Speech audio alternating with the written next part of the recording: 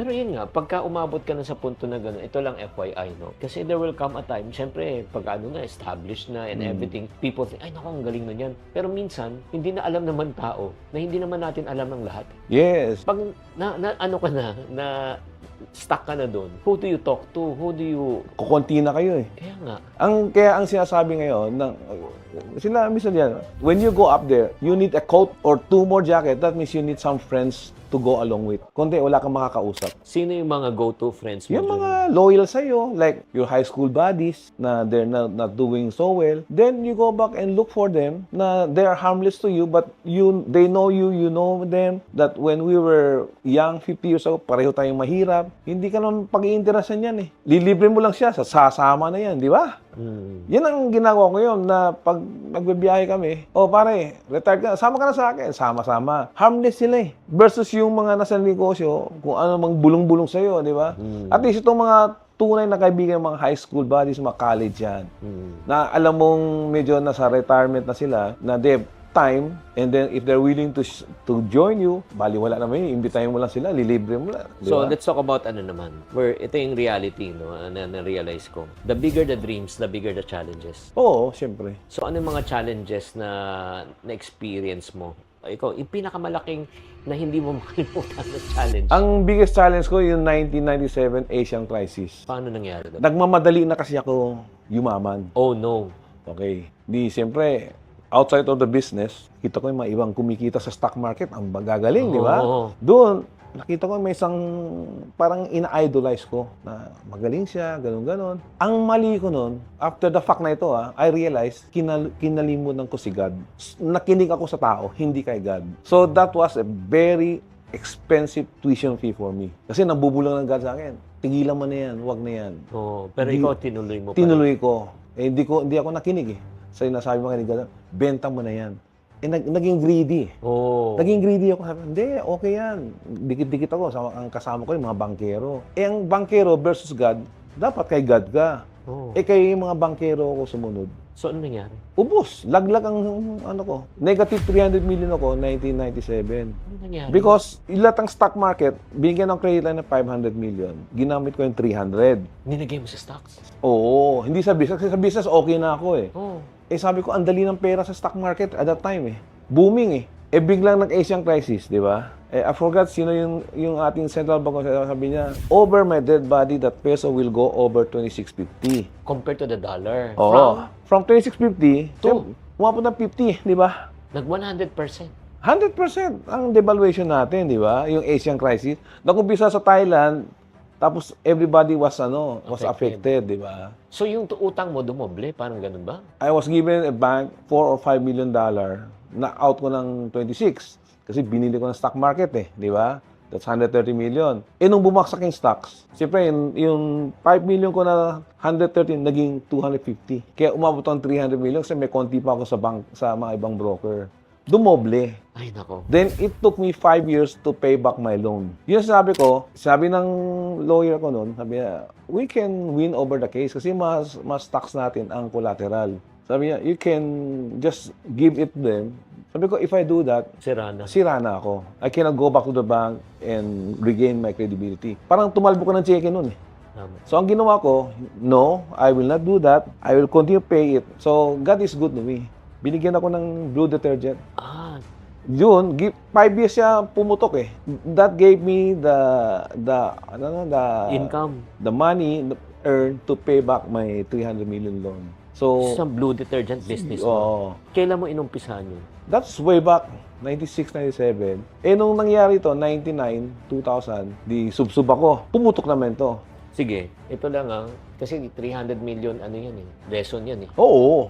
Kaya nga, tuition fee. Hindi, para sa'yo. Pero para sa mga nakikinig, hindi na nila kailangan daanan yun. Oo. Kaya nga, ano yung ma-advise mo sa kanila? Kasi ang nangyari, naging greedy ako. Dapat, when you invest in like stock market, dapat you invest on the fundamentals, not on speculation. Pag nag-speculate, tumutulak sila ang stocks. Pag naipit ka, baksa ka agad yan. So, sa invest, you invest on blue chips like SM, Ayala, yung mga solid na may negosyo. Hindi yung mga Basura stocks. Basura stock, penny stock, yung maingay lang. Biglang taas, biglang, di ba? Yun ang wag mong papasukan. Dapat yung mga blue chips na sinasabi natin. Ito, short lang ha. Since nabanggit mo na yung blue detergent, may chismis ako. Dati, nakuha mo si Asi Taulaba. Yeah. He was, I think, 300 plus pounds. And then gusto mo siyang... 280. 280. Basketball team siya di ba? Yeah. Oo. Bago pa lang si Asi, bata pa lang. Gusto niyang papayat si Asi. At meron siyang hinire na isang tao na parang yun ang Conditioning coach. Oo, conditioning coach. At sino hinire mo? Si Manny Pacquiao. Hindi pa sikat si Manny noon. So siya yung anong trabaho? Every MWF for 3 months, he goes to see Asi sa Pilim Plaza, naka-check-in. 6 to 9 in the morning. I pay Manny 200 pesos every 3 hours. Ganun kaano si Manny noon. O sige, during that time, 200 pesos every 3 hours. 3 hours. Wow. So, during that time, I'm sure nakakausap mo si Manny. Oo. Oo. Parang painanti lang nga siya noon. But I saw him going to be Philippine champion na siya. Pero papunta siya sa World Championship. Then, I have ang dala ko noon, Shark Energy Drink. Oo. Sinabi ko sa Thailand, I will get him as my endorser. Tapos sabi ng Thailand, who is this guy? We don't know him. He's the next champion, world champion. Sorry, we cannot approve that. It should be somebody really well known. And not telling them na binayaran ko na si Manny ng 200,000. Nung unang bigay ko sa kanya check, 200,000. Sabi ni Manny, boss, totoo ba ito? Nanginginig siya. Tapos tuwang-tuwa siya. Thank you. After 2-3 months, sabi ko na hindi natuloy. Hindi niya alam kung anong sasabihin sa akin. Kasi naubos na niya. Naubos na niya. Oh no. Siyempre, inisip niya, kailan ko sisingilin? Money back. But I never asked that. Wow. It was 20 years after, when I went to Jensen, then kinuwento niya, kay Kinito Henson, kumakain kami. Yeah, hindi ko makakalimutan yan. Hindi ko alam paano ko babayaran si Mr. C. Pero hanggang yun, name mention refund, hindi ko hiningi. Naiiyak siya nun, nung nag-usap kami. Grabe. I will never forget. Sabi ko, hindi siya nakakalimot. Meron pa isa. Oh, sino? Sinundo ko. Sabi niya, dala kong Blue Expedition. Huwag mo muna i-reveal pangalan. Ha? Sige. Yeah, Expedition na kotse. Yung SUV. Sabi niya, boss, ang ganda ng kotse mo. Sabi ko, pare, hindi kotse ito. SUV ito. Siyempre, bago lang noon, di ba? Now, nung nasa Jensen kami, at that time, nag-ensayo siya, nakita ko sa baba, may isang maroon na SUV at isang malaking van. Yung parang, yung boxer na malaki. So sabi ko, kanino yan? Sabi yung mga bata doon, security ni Manny. yung kulay maroon na Expedition. Expedition. Di nung nag-break, tinawag si Manny. Pare, sa'yo ba yan? Oo, sa akin. Sa mga security ko. So sabi ko sa kanya, naalala mo sinabi ko sa'yo na hindi kotse ito, SUV ito. Tsaka ka lang. Tawa-tawa lang siya. Hindi niya sinabi kung naalala pero ganun lang pero parang siya okay Grabe, no? So right now, syempre being a Filipino-Chinese, no, paano naka-impluwensya to sa pagnenegosyo? Siyempre, tayo naman, Chinese origin, born in the Philippines. So, ito ang sinasabi natin, we are Chinese by blood, but Filipino by heart. Yeah. So, lahat ng mga negosyo natin nandito. So, I was born here. Magsalita ako, parang Pilipino na rin. Mga anak ko, lahat nandito rin. So, pag ganyan naman, tulungan lang naman eh. We don't differentiate Filipino and Chinese. Like I have a daughter, ang asawa, Pilipino. Okay lang naman sa akin eh. May maayos na Pilipino, may masamang Chinese din. So, pareho lang naman yan eh. Tama. Important, there's no, how do you call that? Discrimination. Discrimination, yeah. Ito naman, in terms of, let's talk about personal growth. Ikaw ba you continuously pa rin grow, learn, up to right now? Of course, you don't stop learning. Continue. Like now, ang negosyo natin, cosmetics. Kung hindi pumasok yung daughter ko, si Denise, baka tapos ang Everbilena kasi Why? I don't understand the millennial and Gen Z market. Okay. Ang market ko medyo may edad na eh. So I have to bring Denise back kasi pinaaral ko sa Berkeley. 2014, pinauwi ko. So I have to go there and bring her back kasi when she was graduating, there are 4 companies pirating her already. Gonna hire her. Wow. So sabi ko, if I allow her to start working there, she will never come back. Anong mangyayari sa Everbilena? And now, it's 10 years after. Good, she came home. Now, she's running the show. Wow.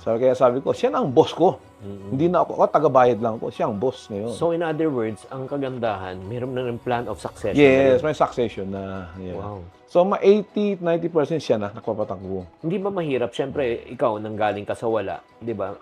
Umabot mo sa punto yung mga anak nyo, 'di ba? Kasi isang challenge siya na magulang ngayon, Yeah. na parang they're more comfortable, 'di ba? Yes. Hindi katulad ng dumaan sa Tayo, Oo, oo. oo.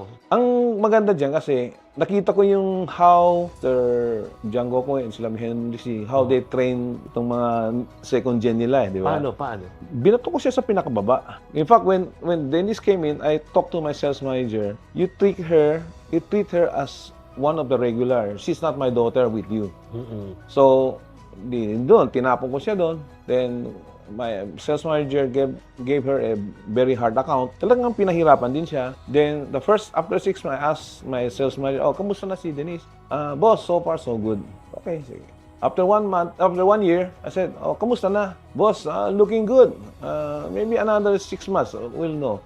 So, tinanong ko, after 1.5 year, boss, will be good for another 30-40 years.